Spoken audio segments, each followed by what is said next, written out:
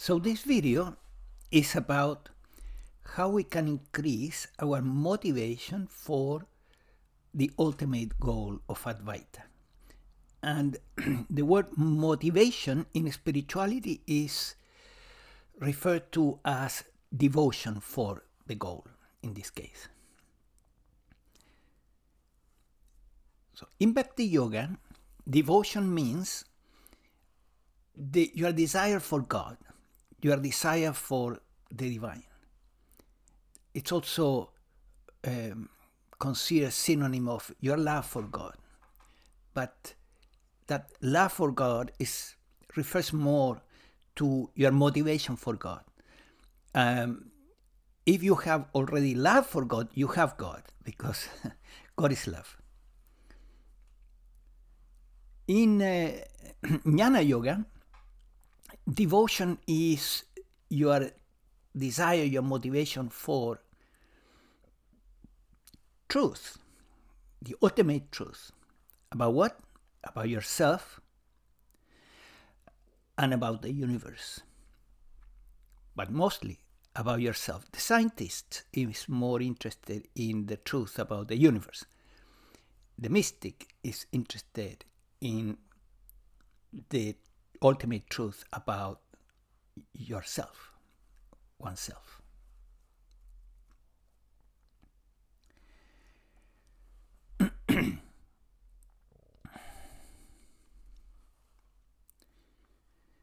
If you look into the yoga teachings, and there are different yogas, but this is pretty common among most yogas, they will tell you that there are 7 chakras in the astral spine.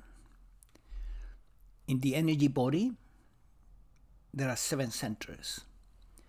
Because during a given incarnation, the astral body is locked into the human body, then you can say the chakras are also in the human body.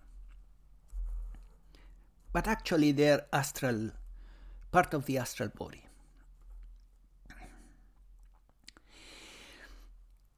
And these chakras, these 7 chakras, depending on how activated they are, depending on how strong they are, they will determine your motivations in life. And there are 7 fundamental motivations that determine the life and keep busy human beings. So each one of these centers represents a motivation, which is something that seldom is mentioned in yoga, that the chakras represent motivations. So they also tell you that if you want to increase, to activate a particular chakra, you need to bring attention to it. For example, you want to open this chakra, you keep the attention throughout the day in this center to open up this chakra. Opening it up means having a strong desire for, a strong motivation for awakening, for realizing what are you really. When that question burns you and you really want to know what am I really, then it comes to you. Motivation is what opens the door. Devotion is what opens the door, whether it is in Bhakti Yoga or in Jnana Yoga, Advaita, and so on. So let's look at the first chakra. The first chakra is about survival. That's what it's about. It's the motivation to stay alive and to do not die in the body. This is common to not only human beings, but also animals, plants. All sentient beings are playing this game, pursuing this motivation. And it's a very strong one. In the second chakra, we find a higher motivation, so to speak. When your survival, is taken care of, at least you are not being chased by another animal, then you begin to think about how I can have a good time, which usually refers to how I can experience pleasure. So in the second chakra, you are pursuing pleasure.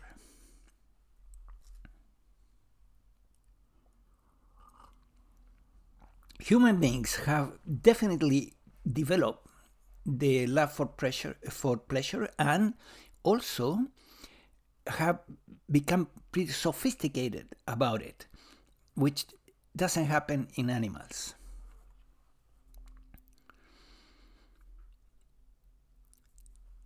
Then in the third chakra, the motivation is to develop a healthy self-esteem, a good self-esteem, to like yourself. That includes having a good self-concept with positive thoughts about you and having good positive feelings about you. That's self-esteem. It's a very important game, a very important, valuable motivation, and in its highest forms has to do with becoming an ethical person, meaning that you like yourself when you act from an ethical perspective. When you develop your ethical part, then it's much easier to like yourself. And the love that comes for yourself is more authentic, is deeper.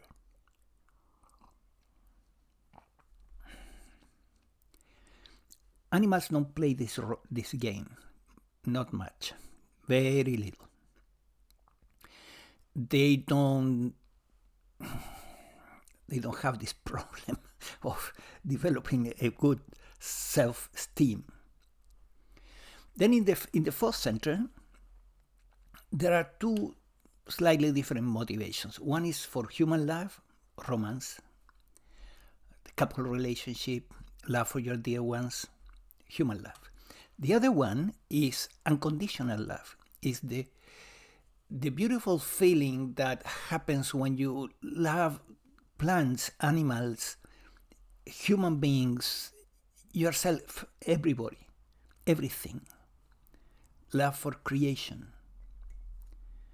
That feeling, is a very high feeling that leads to an ultimate realization. It's like a vessel for arriving to oneness. Oneness is the flowering of love. When you realize that everything is one. That has to do with this center, as we will see. But here is the unconditional love as a feeling. Here, in this center, you are looking for expressing the agenda of the soul, which has two aspects. One is creativity, expressing creativity.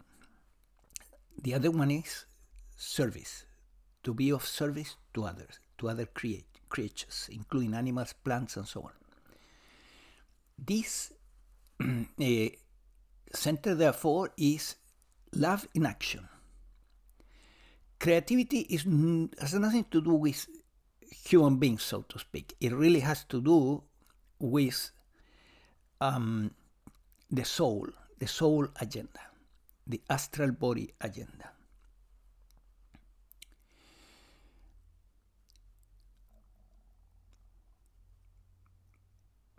So when you move to the next step here, the motivation is about finding the truth about yourself. and the truth about the universe. But scientists, as I said, they are more interested in the universe. The mystic is interested in realizing the truth about him or herself, and as a result, the truth about the universe is also revealed. That truth is the emptiness of the Buddhists, right? The nirvana, an alive nothingness, consciousness, pure consciousness. And finally, here is about the motivation of realizing the oneness of it all, the oneness of everything. It is possible, I'm not sure, but I think that Christ's words, where he says, nobody goes to the Father if it's not through me, he's referring to, here you realize that you're Christ consciousness, because Christ, I think it means consciousness. So this is called the Christ Consciousness Center, or the Christ Center, or the Krishna Center. And here you are developing the feeling of love, but to go to this center, you got to go this way, right? And you got to pass through Christ, the pure consciousness. And the Father would be everything, the totality, the oneness. So as you see, these are the motivations that control human beings. And there are higher motivations and lower motivations. In the spiritual path, we want to develop our higher motivations. And to some degree, the lower motivations, the lower chakras are already quite active. So the challenge is to develop our higher motivations. So in yoga, the yogis will recommend that you sustain the attention in the upper chakras, the heart, or here, or here. Usually these are the three that are most indicated in the yoga books. For Advaita, you may try focusing here in this center. Why? Because you want to increase your motivation for the truth, for the emptiness, for realizing pure consciousness, that you are pure consciousness, for awakening. So if you want to have a strong desire for awakening, you focus here. You may practice this throughout the day. You may practice it at the end of your meditation, like 20 minutes sitting down just here and in silence, or as silenced as possible.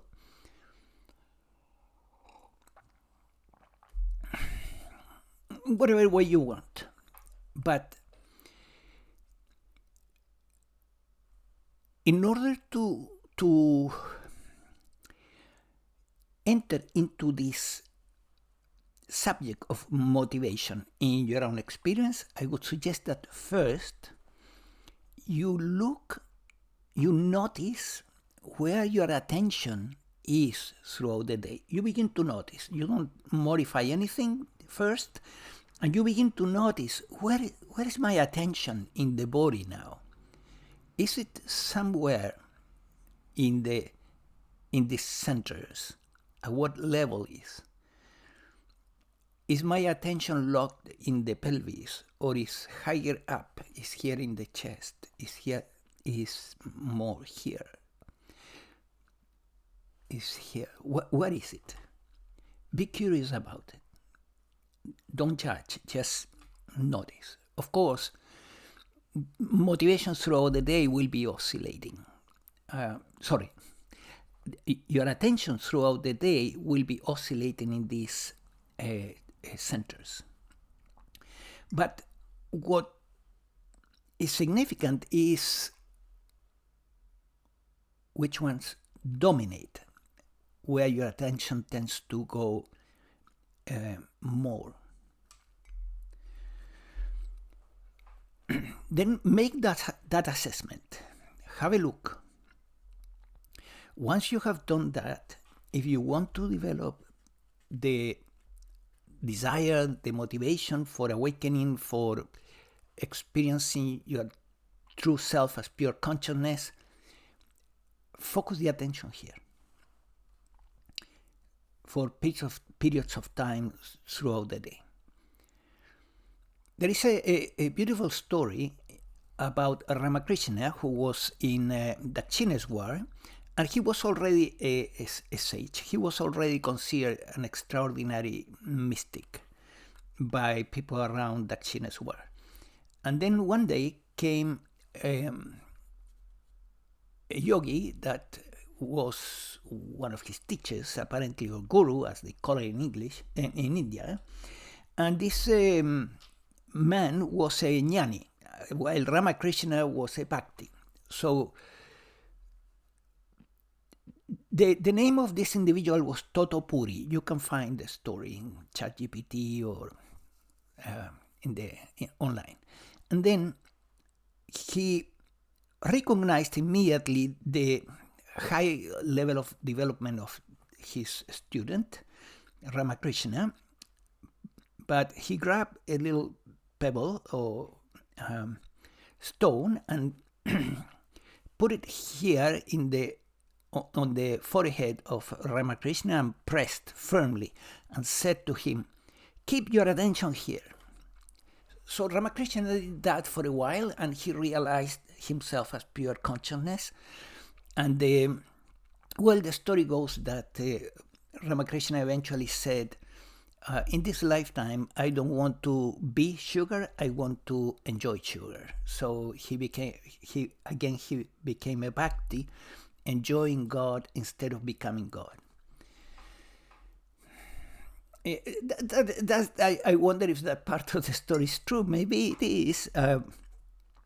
But usually, if this opens up, you want to go to the next level, which is also love, but love as oneness, the flowering of love.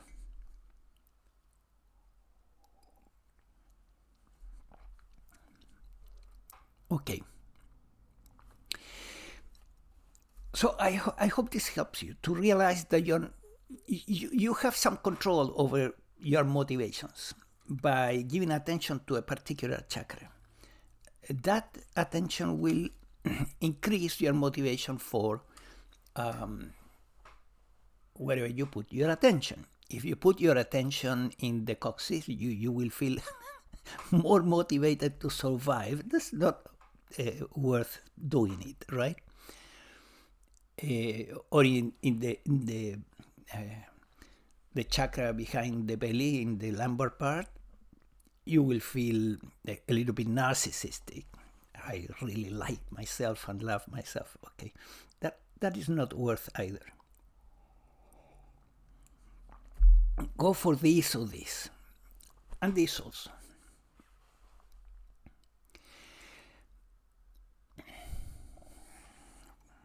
Okay, I think I covered the whole subject. It is a practical subject, despite that I had to share with you quite a few concepts so that you understand what you will be doing if you do anything about it. Keep in mind that what you give attention to grows. What you don't give attention to decreases. So the spiritual life is about how you use your attention. And attention is awareness. Awareness is consciousness. Awareness is God.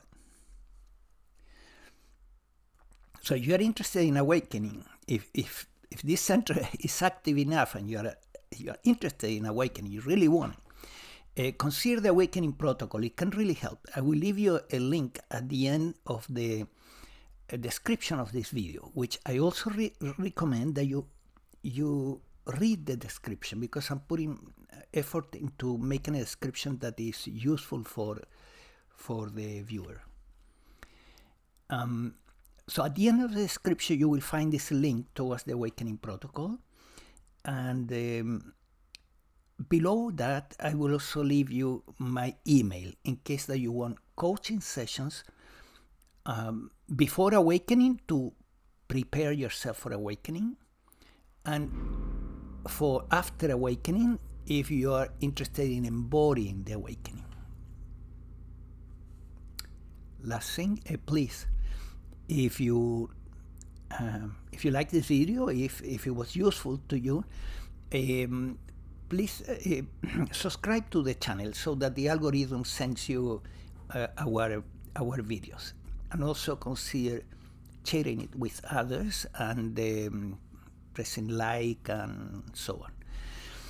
Sharing a video like this can help others, can help humanity, in fact, because the problem that we have with this world is that it's locked into the 4 lower chakras. And when I say this one too, it's referring only to the human love. Very seldom, it's about the transcendental unconditional love. Very few people are into that. So this hyper-focus into the lower chakras is what creates all the conflicts that we're seeing and all the drama of this world and the wars and all that. So if we want a better world, if we want to live in a civilization that is more enlightened, that has higher motivations and is more peaceful and beautiful, well, it has to start with the individual.